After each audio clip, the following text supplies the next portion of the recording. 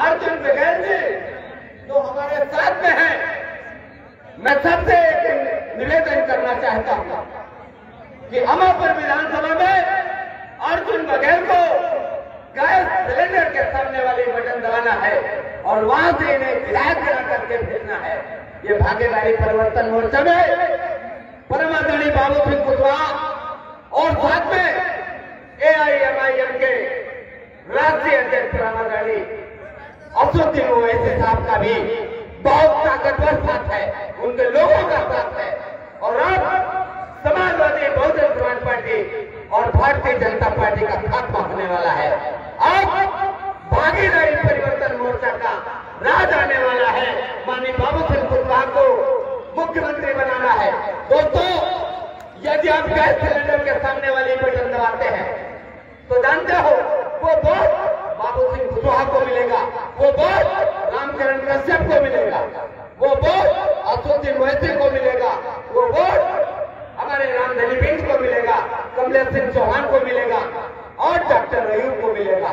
तो इन्हीं शब्दों के साथ मैं आप लोगों से ये कहना चाहता हूं कि आप लोग गैस सिलेंडर के सामने वाली बटन दबा करके विवेक कश्यप को और साथ में अमापुर से अर्जुन बघेल को भारी मतों से विजयी बनाएंगे। जय हिंद, जय भारत। अब मैं दलित पिछड़ों के मसीहा जिनकी चर्चा पूरे उत्तर प्रदेश में है, बड़े आदर और सम्मान के साथ सभी लोग खड़े होकर हाथ उठाकर तालियों के साथ स्वागत कीजिए। जनता पार्टी के राष्ट्रीय अध्यक्ष माननीय बाबू सिंह कुशवाहा। बाबू सिंह कुशवाहा जिंदाबाद, बाबू सिंह कुशवाहा जिंदाबाद, बाबू जी संघर्ष करो।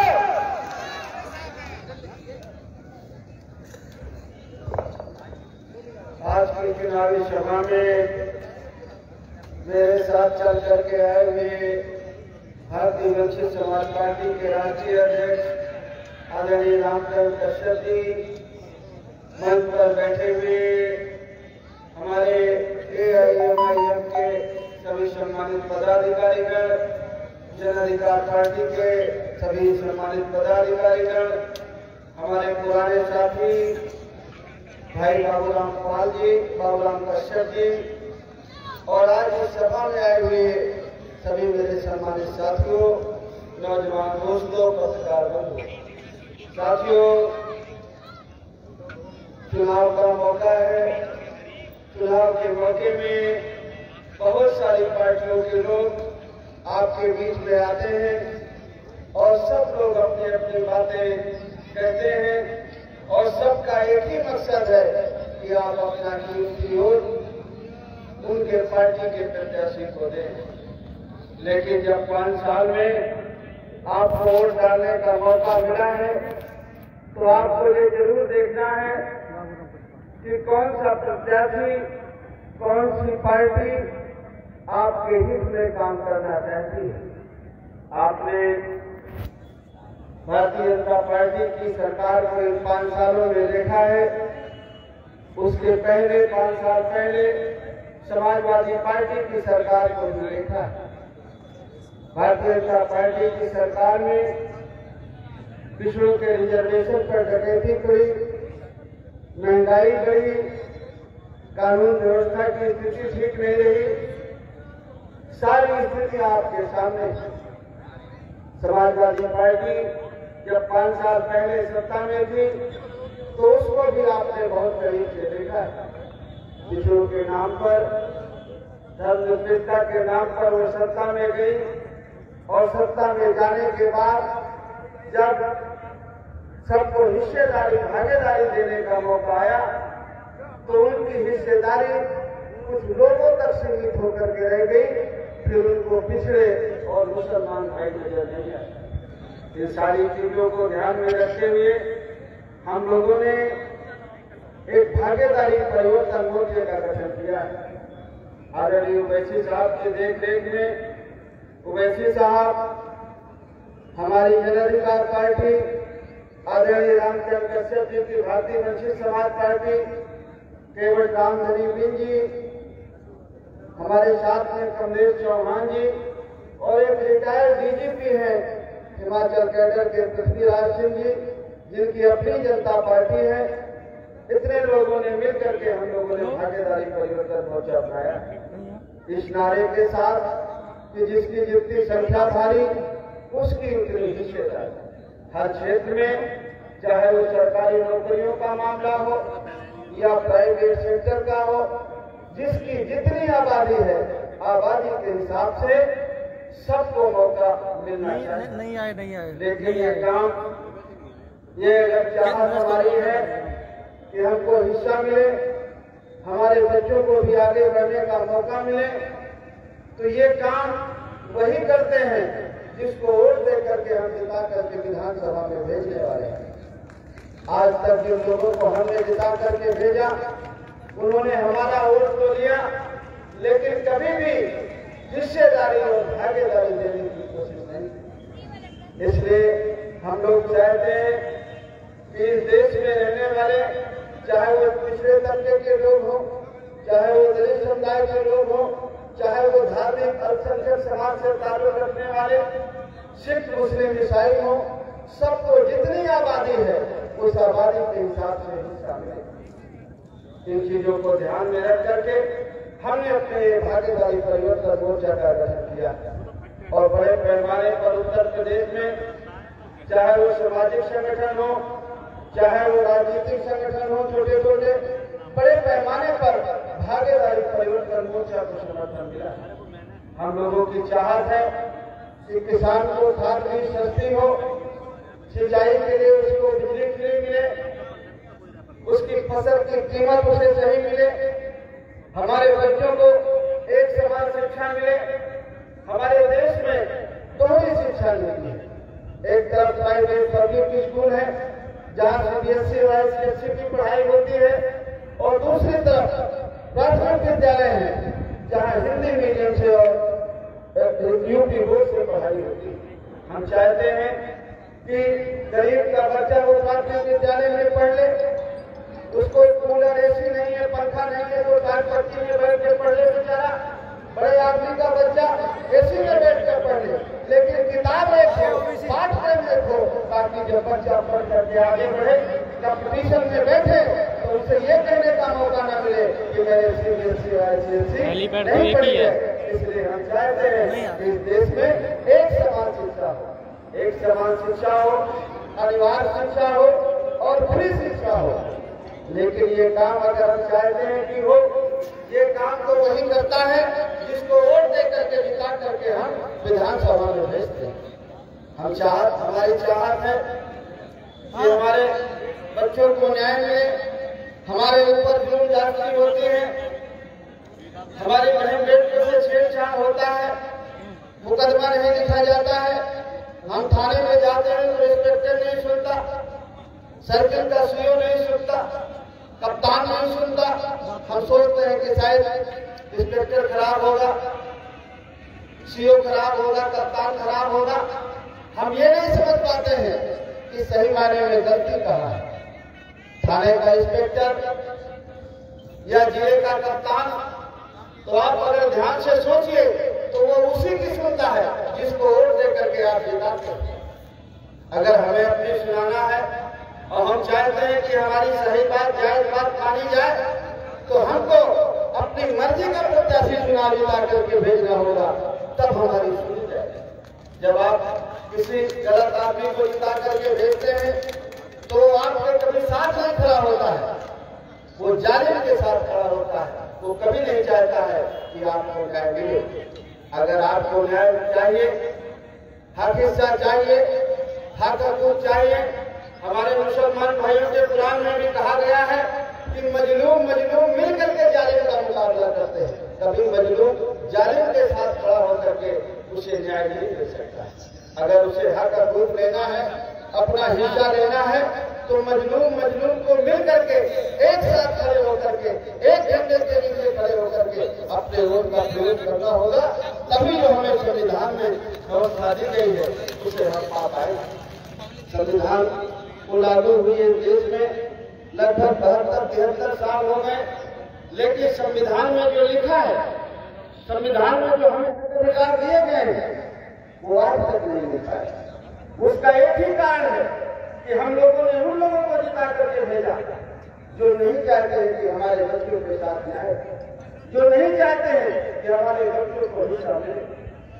मैंने शुरुआत में जिक्र की कि हमने भारतीय जनता पार्टी को इन 5 सालों में देखा है, सबका साथ सबका विकास का नारा दिया भारतीय जनता पार्टी ने, लेकिन किसका विकास हुआ? गैस सिलेंडर जिसकी कीमत 350-400 रुपए होती थी, आज 1000 रुपया। पेट्रोल और डीजल की कीमतें आसमान छू रही है। जो रोजगार की बातें हुई थी, जो पिछली लड़कियों का रिजर्वेशन था, वो भी उन्होंने खत्म कर दिया। चाहे वो नीट का मामला रहा हो, चाहे वो 69,000 शिक्षक भर्ती का मामला रहा हो, जितने भी पिछड़ों के अधिकार थे लगभग एक करके खत्म करने की कोशिश। जब हम भारतीय जनता पार्टी की तरफ ध्यान देते हैं तो हमें 5 साल पहले समाजवादी पार्टी की तरफ भी ध्यान देना पड़ता है, क्योंकि समाजवादी पार्टी अपने आप में ये कहती है कि हम भारतीय जनता पार्टी के खिलाफ हैं, हम भारतीय जनता पार्टी को हराना चाहते हैं। लेकिन अगर हम समाजवादी पार्टी के व्यवहार को देखें, 5 साल पहले के रिकॉर्ड को देखें, तो जितनी बड़ा अन्याय अत्याचार समाजवादी पार्टी की सरकार में हुआ, शायद भारतीय जनता पार्टी में एक माने में कम हो जाए। आज जो हमें भारतीय जनता पार्टी में थानों में दिखता है, उत्तर प्रदेश के 1500-1700 थाने में कि कुछ लोगों का बोलबाला है। तो समाजवादी पार्टी को जब 5 साल पहले देखते हैं तो उनके भी शासन में थानों में कुछ लोगों का बोलबाला होता था, पिछड़े तबके का और मुसलमान भाइयों के बच्चे कहीं नजर नहीं आते। इसलिए अगर आपको भारतीय जनता पार्टी को देखना है तो समाजवादी पार्टी को भी देखना है। हमारी किसी जाति और मजहब से कोई विरोध नहीं है। हम हिस्सेदारी की बात करते हैं, भागीदारी की बात करते हैं कि भाई अगर हम आपको वोट देकर के जिताए हैं तो आप अगर 100 सिपाही भर्ती करोगे, दरोगा भर्ती करोगे, तो खाली आपके बच्चे होंगे कि हमारे भी होंगे? अगर आपके होंगे तो हम आपको वोट देकर के नहीं जिताए। हम चाहते हैं कि हमारे भी बच्चे हों, गरीब का भी हो, पिछड़े का भी हो, गरीब का भी हो, मुसलमान का भी हो, उनके बच्चे ने भी पढ़ा है, उनके बच्चे ने भी मेहनत की है, तो उनको भी सरकारी नौकरियों में जाने का मौका मिलना चाहिए। आप वोट तो हमारा लेते हैं, लेकिन वोट लेने के बाद फिर आपको पिछड़ा और मुसलमान नजर नहीं आता। आप कुछ लोगों की सरकार हो जाते हैं, कुछ लोगों के लिए काम करते हैं। इसलिए हम लोगों ने भागीदारी मोर्चा बनाया है, और भागीदारी मोर्चे का एक ही नारा है कि जिसकी संख्या भारी उसकी उतनी हिस्सेदारी।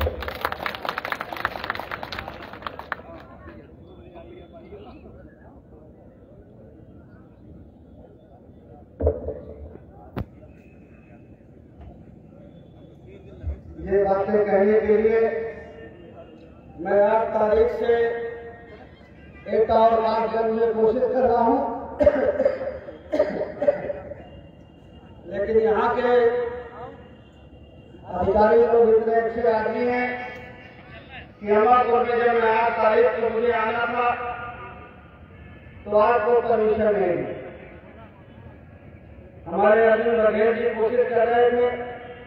मैं शाहजहांपुर में पहली मीटिंग मैंने की और 3 घंटे में हेलीकॉप्टर में बैठा रहा। यहाँ के रिटर्निंग अफसर ने, जिलाधिकारी ने कहा कि मैं परमिशन दे रहा हूँ, और हम शाहजहांपुर बैठे रहे और शाम तक परमिशन नहीं हुआ। फिर दूसरे दिन प्रोग्राम आया मारहरा का। मारहरा के रिटर्निंग अफसर ने मारहरा एटा लाता है कि कारगिल एटा के जिलाधिकारी जो बहुत अच्छे आदमी हैं, उन्होंने कहा कि मैं तो तैयार बैठा हूँ, कोई एप्लीकेशन लाए, मैं परमिशन देने को तैयार बैठा। बेचारा प्रत्याशी गया, उसको कहा एडीएम के पास जाओ, एडीएम के पास जाकर दौड़ाते रहे। शाम को कहा कि देखो भाई तुम्हें 2.5 लाख रुपया लगेगा, अगर तुम 2.5 लाख जमा करो तो उसने कहा भाई मैं जमा कर दूंगा। तो उसने रात को 8 बजे कहा कि 26 मीटर बाई 26 मीटर का हेलीपैड बनाओ, तब मैं क्लियरेंस दूंगा।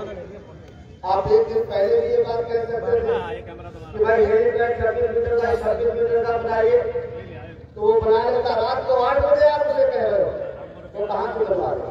और फिर उसको धमकाया, वो लेडी है कि देखो भाई हम परमिशन देने को तैयार, अगर आप परमिशन कैसे नहीं जाओगे तो खर्चा लाते थे आपको, इसलिए आप लिख के दो कि आप परमिशन नहीं लेना चाहते।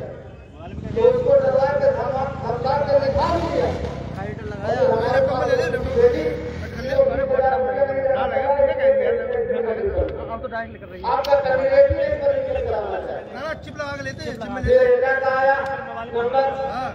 परसों एटा का दुकान था, कल तक 12 को एटा का था। सुबह सुबह हमारे एडवोकेट साहब ने फोन किया जिलाधिकारी महोदय को। जिलाधिकारी महोदय का मैं तो सुबह से तैयार बैठा हूँ, कोई एप्लीकेशन लेके आए वो भी और फिर उसका वही एडीएम के पास जाइए, एडीएम के पास जाइए, एडीएम ने कहा फिर एडीएम के पास जाइए, एडीएम के पास जाइए और रात को 9 बजे कहा कैसे हो पाएगा।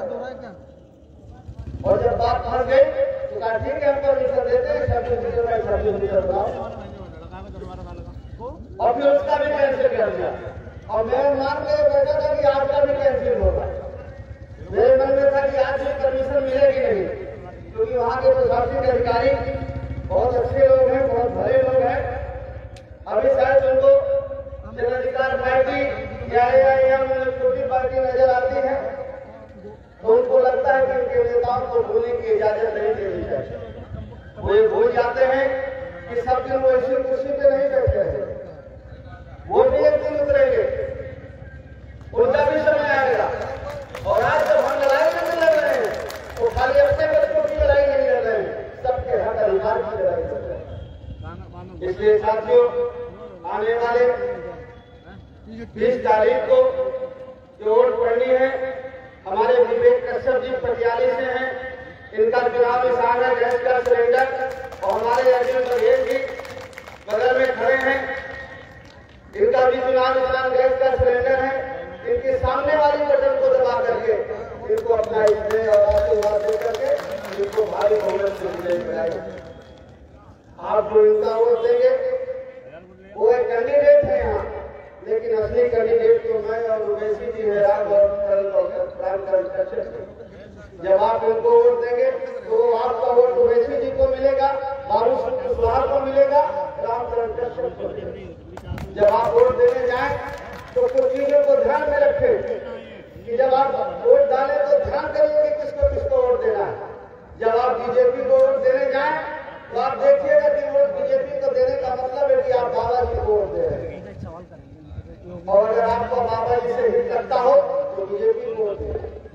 जब आप समाजवादी पार्टी के कैंडिडेट को वोट दीजिए तो कैंडिडेट को मत देखिए, आप ये देखिए कि यादव जी को दे रहे हैं, यादव जी को वोट दे रहे हैं। और जब 5 साल पहले का जुर्म आपकी भूल गई हो तो यादव के कैंडिडेट को वोट दीजिए। जब आप बहुजन समाज पार्टी के कैंडिडेट को वोट दीजिए तो कैंडिडेट को मत देखिए, ये देखिए कि सतीश मिश्रा जी को और मायावती जी को दे रहे हैं। और जब आप जन अधिकार पार्टी के कैंडिडेट को वोट दीजिए तो आप बाबू जी कुशवाहा को वैसी को देखिए और आप अब आपकी जिसकी मर्जी हो आप उसको वोट दें। साथियों, चुनाव के मौके पे बहुत सारी बातें नहीं की जा सकती हैं, कई प्रोग्राम लगे हैं, लेकिन कुछ बातें मैं जरूर आपके लिए कहना चाहता हूँ। हमारी माताएं बहनें बैठी हैं, कम संख्या में है। आपको 5 किलो अनाज में और फ्री गैस सिलेंडर में और कॉलोनी में नहीं जाना। अगर आप अपने बच्चे का भविष्य सुधारना चाहते हैं, आप सिर्फ चाहते हैं कि आपका बेटा आपकी बेटी भी पढ़ लिख करके डॉक्टर बने, इंजीनियर बने, सिविल सर्विस में जाए, वो भी थाने में, पुलिस में, दरोगा में, पटना मजिस्ट्रेट दिखाई पड़े, तो जहां वोट दे करके दूसरे को जिता करके भेजते हैं, वहां वोट दे करके गरीब के, किसान के, मजदूर के बेटे को भेजना होगा तो आपकी सुनाई होगी। जब तक आप करेगा आदमी के बच्चे को चुनाव निकाल करके भेजेंगे कभी आपकी समस्या का समाधान नहीं। सारी ताकत आपके वोट पे। पुराने जमाने में जब राजशाही होती थी तो राजा में सारी ताकत होती। लोग कहते थे कि राजा भगवान का रूप होता है और आज का राजा भी भगवान का रूप होता है। जिसको आप वोट दे करके जिताते हैं सारी ताकत उसमें आ जाती है। योगी जी 5 साल पहले जब गोरखनाथ मंदिर के महंत थे बाबा जी, और वो दरोगा जी से नाराज हो जाते या जिले के कप्तान से नाराज हो जाते 5 साल पहले और कहते थे दरोगा जी का ट्रांसफर हो जाए तो होता 5 साल पहले जब मर गए थे कहते हो जाता, नहीं होता था। और आज जब मुख्यमंत्री बने हैं वहां से कहते दरोगा जी का ट्रांसफर हो जाए तो हो जाएगा कि नहीं हो जाएगा। कहाँ ताकत है आपके वोट में? वोट से जुटा करके जिसको विधानसभा में भेज देते हैं सरकार में सारी ताकत आपकी वोट पे, जिस दिन आप अपनी वोट की ताकत को पहचान लेंगे उस दिन आपकी सारी समस्या खत्म। आप सोचते हैं कि हमारी किस्मत खराब है, ऊपर वाले ने हमें छोटा बना दिया है, उनको बड़ा बना दिया है। आप अपनी किस्मत के, अपने बच्चों की भाग के निर्माता खुद हैं। जिस दिन आप वोट देने का फैसला करते हैं उसी दिन आप अपनी और अपने बच्चों की किस्मत का फैसला करते हैं। जिस दिन आपका वोट देने का तरीका सही हो जाए, सही प्रत्याशी को चुनने लगे, सही सरकार बनने लगे, उस दिन आपका और आपके बच्चे का विकास होना शुरू होगा। और जब तक आप भावनाओं में रहकर वोट देंगे, हिंदू मुसलमान के नाम पर देंगे, गाय माता के नाम पर देंगे या और किसी के नाम पर देंगे, तो कभी आपको इसलिए मैं चाहता हूँ कि आने वाले चुनाव में आप अपने बच्चे के विकास के लिए, अपने विकास के लिए, किसान के विकास के लिए, मजदूर के विकास के लिए आप अपना वोट भागीदारी परिवर्तन मोर्चा के जो हमारे प्रत्याशी हैं श्री विवेक कश्यप जी, जिनका चुनाव निशान गैस सिलेंडर है, और अमरपुर से हमारे अरविंद नदेव जी, जिनका चुनाव निशान गैस का सिलेंडर है, उनके सामने वाली जमीन को दबा करके आप अपना इनको आशीर्वाद दे करके, स्नेह दे करके इनको जिता करके लखनऊ में भेजिए। हम आपके साथ हैं। अगर कभी आपसे गलती करेंगे, आदमी से गलती होती है, हो सकता है यहाँ लोकल में रहते रहते इनसे कुछ गलतियां हुई हों, उन गलतियों को सबको क्षमा करते हुए इस भरोसे के साथ कि आगे कोई गलती नहीं करेंगे, इनके साथ हम आपके साथ खड़े रहेंगे। बहुत बहुत धन्यवाद। मैं अपनी बात खत्म करता हूँ। बहुत सारे साथी हमारे आज आप समाज पार्टी छोड़ करके श्री राम लखन सिंह यादव विधानसभा है और उनके बहुत सारे साथी आज जन अधिकार पार्टी में भागीदारी परिवर्तन मोर्चा में शामिल हुए हैं। इन सभी लोगों का जिसकी गहराइयों से स्वागत। हमारे जो उनका भी स्वागत। कल हम आवाज कर दो, आज हम नहीं आ पाए, जो साथ में नहीं आ पाए हैं उनके प्रोग्राम कहीं और लगे हुए हैं। अगर हम परमानेंट दोनों साथ चलेंगे तो सारी विधानसभाओं में हम नहीं पहुंच पाएंगे। इसलिए कहीं वो जा रहे हैं, कहीं मैं जा रहा हूँ और किसी दिन हम लोग साथ में जा रहे हैं। इसलिए वो आज नहीं आए हैं। बड़े पैमाने पर हमारे एमआईएम के साथी आए, जन अधिकार पार्टी के साथी आए, मजदूर समाज पार्टी के साथी आए। आप सभी लोगों का इसकी गहराइयों से धन्यवाद, स्वागत और अभिनंदन। मैं अपनी बात खत्म करता हूँ।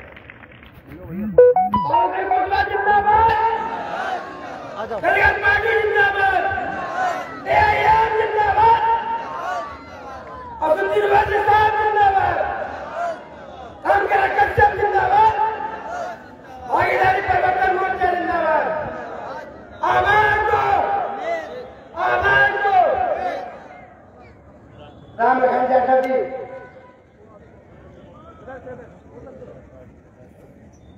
है कि नहीं मंच के आसपास? नहीं, कोई बात नहीं। क्षेत्र की जनता जिन्होंने समय दिया, जनगण पार्टी, एआईएम, वंचित समाज पार्टी के सभी समर्थक, उनका सभी का हार्दिक अभिनंदन करता हूँ जिन्होंने अपना कीमती समय दिया और अपनी मानी बाबू जी ने जो की है भागीदारी परिवर्तन मोर्चा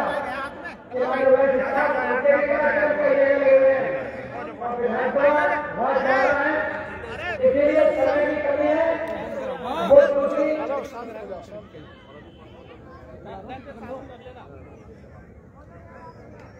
रोल करें गुड्डू भाई, चलो यही लगाइए कैमरा लग गया। तुम बताओ